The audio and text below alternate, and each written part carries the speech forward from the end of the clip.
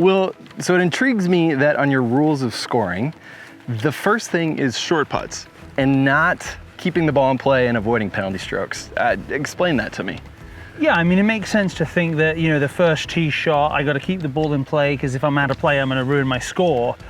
But I think the reason, or I know the reason is, it's because of the compounding effect that a 4-foot putt has.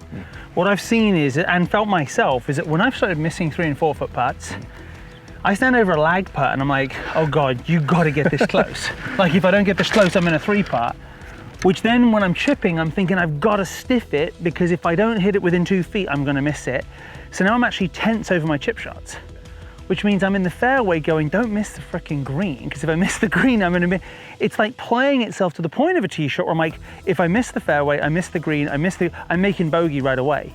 So to me, it's like the minute you can get fully confident on putts like this, it just allows you to free up. It takes the tension away because you start to realize it's like, well, it's not that I can just make a 4-foot putt, right? It's that I can make, let me just show you, like, it's that I can putt it, I mean, that's just over 3 feet, right? I can putt it into any part of this circle, right? 4 foot long, short, right, left, and I'm making the, and I'm one putting, right? So make the birdie, and then we'll kind of go and show. So to me, it's about the more confident you are with these, the more it impacts the rest of your game, reducing tension, because you can score.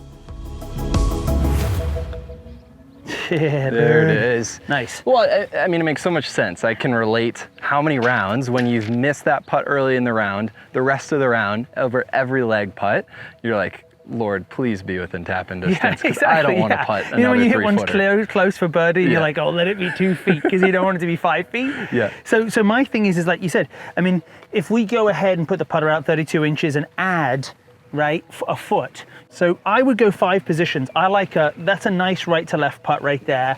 This one's a pretty much straight downhill. That one's a little bit right to left. I might put one in here as well. And then I do like a straight uphill putt. So this is the challenge that I'll put players through is now, can you go through this and make, so this is 4 feet, 10 putts. How many can you make? What do you think your commitment level is to this? Oh boy. I'd hope like 7 or 8 out of 10. What percentage do they make on tour from 4 feet? It's got to be what, like 95%? Yeah, 95%, exactly. So the idea here is like, I want you to make 9 out of 10. Now I'm gonna add a little bit of pressure because I want you to train hard to play easy. So here's the deal. 9 out of 10, I buy you sushi tonight. All right, that seems like... 8 out of 10, you buy me Taco Bell. This is a good bet. I like this actually. Ooh, all right. First one goes right in. We're on the way. So it's all about lowering pressure with short putts, right? Because if you know that you can make 8 out of 10. Yeah, and if you can make 9 out of 10 from here, you can probably still make 8 out of 10 from here. So so it makes you super confident inside of that 10-foot mark. Well, it's the trickle down effect of it makes you more confident with your second shot, because you know if I hit it within 40 feet, or even maybe if I miss it on the right spot. Exactly, I missed the green, who cares? Just chip it on anywhere, 2-putt and get the heck out of here with a bogey. A bogey doesn't really hurt very often, right? So that's really the main focus is how do you take out the blow-up holes?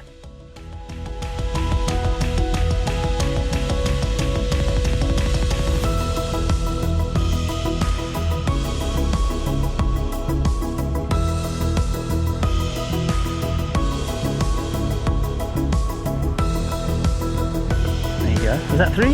That's 3, yeah. That's 3. So if you follow along, I'll occasionally post like my strokes gained data, like screenshots of it from a few weeks or a few months. And I know for a fact that I lose a ton of strokes putting, right? I gain strokes driving, I don't really lose any on the approach.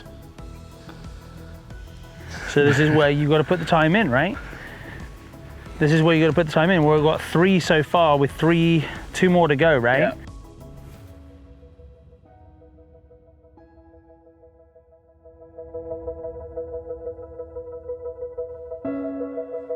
But so let's look at this though, what I see there, you got 3 out of 10. Yeah. Right, so it's not about how much time you're gonna put in, it's the next time you come out and practice, you have to get 4 out of 10.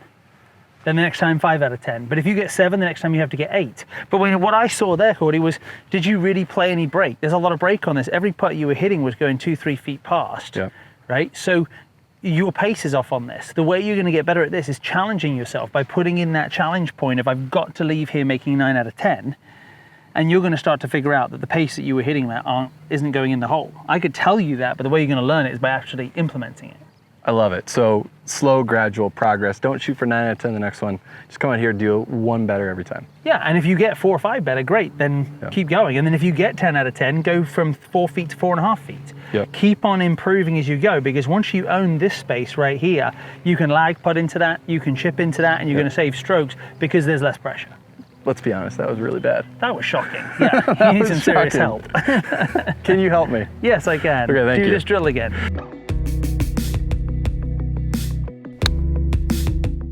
One of the things that I see so often, Cordie, is people saying to me, well, Will, I just didn't see that break. I didn't realize it was uphill. I didn't realize it was downhill.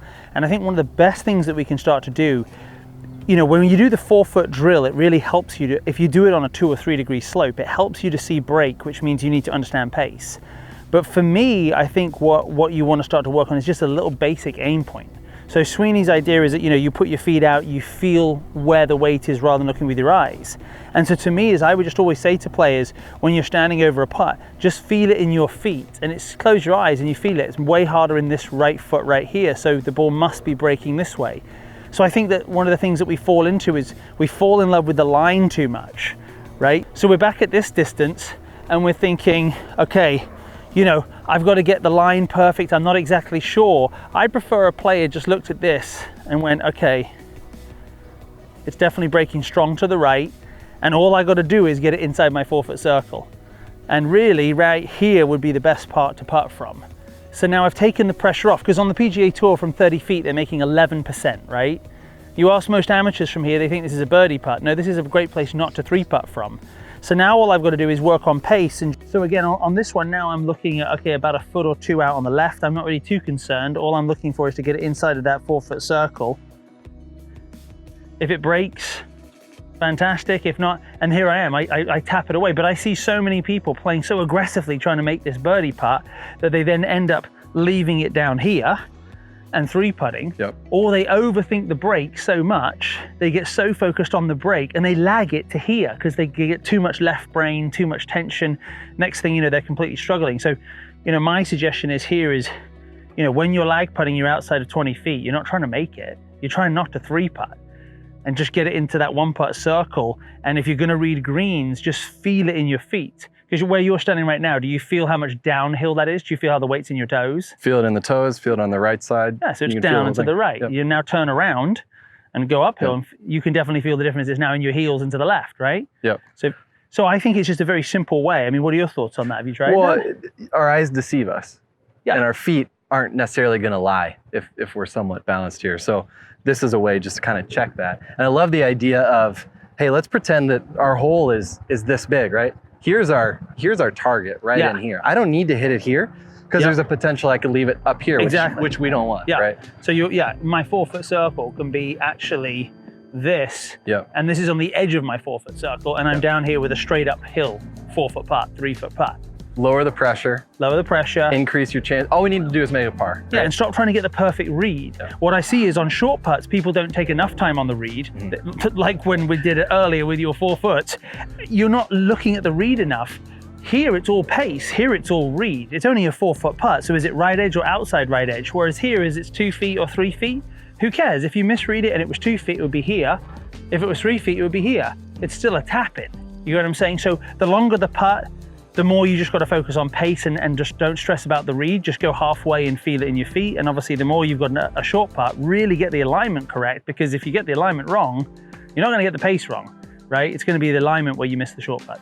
Gotcha. So on the long putts, we're looking at, we want to focus on our speed, give ourselves a bigger area to hit it in, and just get it there. On the short putts, we want to make sure that we feel the break, and more so than the speed. Yeah, and then what I would challenge you to do is I would go back to different positions around the green and putt into your 4-foot circle.